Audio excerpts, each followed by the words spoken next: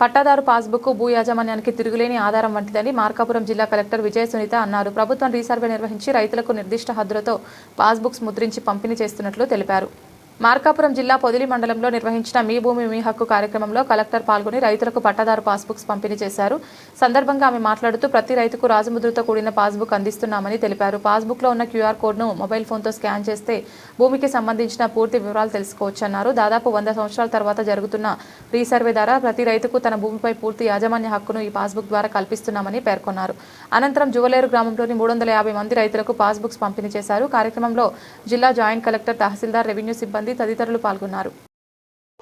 మనం ఈరోజు మరి ఈ సర్వే పూర్తయినటువంటి ఈ జువలేరు గ్రామంలో అన్ని రకాలుగా కంప్లీట్ గా పర్మనెంట్ గా పర్ఫెక్ట్ గా ఉన్నటువంటి ఎవరైతే పట్టాదారులు ఉన్నారో వారికి దాదాపుగా 350 మందికి ఈరోజు ఈ కార్యక్రమం ద్వారా పాస్ పుస్తకాలు అందజేయడం జరుగుతుంది.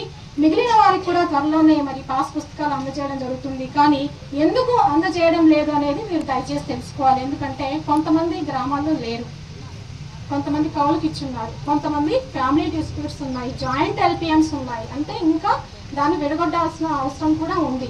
అదేవిధంగా కొంతమంది ఇంకా ఈ పాస్బుక్లో వాళ్ళ ఆధార్ నెంబర్ ఎక్కించుకోలేదు, వాళ్ళ ఫ్యామిలీ మెంబర్స్ ఎవరు కలిసి భాగస్వామ్యం పంచుకోలేదు.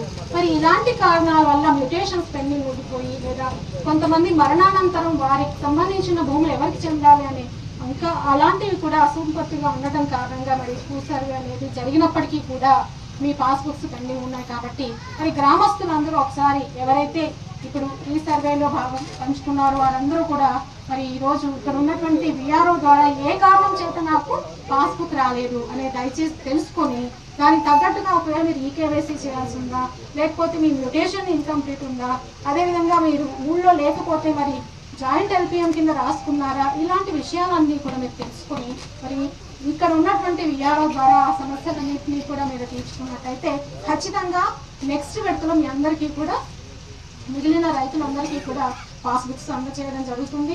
ముఖ్యంగా నేను చెప్పినట్టు ఇది అత్యంత పారదర్శకమైనటువంటి ఒక యాజమాన్య పత్రం. ఈ పత్రం అనేది మీ చేతిలో ఉందంటే ఇదే డాక్యుమెంట్ వెబ్లాండ్లో ఉంటుంది, బ్యాంకులో ఉంటుంది, అగ్రికల్చర్ డిపార్ట్మెంట్లో ఉంటుంది, హార్టికల్చర్ డిపార్ట్మెంట్లో ఉంటుంది, బ్యాంక్లో ఉంటుంది, సొసైటీలో ఉంటుంది. ఇదే డిపార్ట్మెంట్ ఇదే హక్కు పత్రం అనేది మీ ఫోన్లో కూడా ఉంటుంది. అవునా? ఆ ఫోన్లో ఎలా రావాలి అంటే ఇప్పుడే ఏసీ గారు కూడా మీకు చెప్పారు. ఇందులో ఒక చిన్న స్కాన్ క్యూఆర్ కోడ్ అనేది ఉంటుంది. దాన్ని స్కాన్ చేసినట్టయితే ఇందులో ఉన్నటువంటి ఎవ్రీథింగ్ ఆల్ డీటెయిల్స్ అన్నీ కూడా మీ మొబైల్లో కనిపిస్తాయి.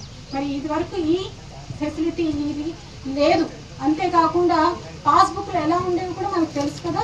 మరి వాటన్నిటిని సమూలంగా మార్చేసి ఖచ్చితంగా ఒక రైతు అంటే ఆ రైతుకి ఆ భూమితో ఉన్నటువంటి సంబంధం అనేది అవినాభావమైనది. మరి అలాంటి రైతుకు సంబంధించిన పట్టాదారు పాస్ పుస్తకంలో వారి పేరు, వారి ఊరు, వారికి సంబంధించినటువంటి సర్వే నెంబర్సే కాదు, ఈసారి ఖచ్చితంగా దానికి సంబంధించిన ఎఫ్ఎంపీ అంటే పటాలు కూడా ఆ సర్వే నెంబర్ ఏ షేప్లో ఉంది, దాంట్లో మీరు ఏ మూలలో ఉన్నారని మీకే తెలిసే విధంగా పటాలు కూడా ముద్రించి ఇవ్వడం జరుగుతుంది. కాబట్టి ఒక్కసారి మీరు ఈ పాస్బుక్ తీసుకున్న తర్వాత దయచేసి అందరూ కూడా చూసుకోండి మళ్ళీ ఒకసారి.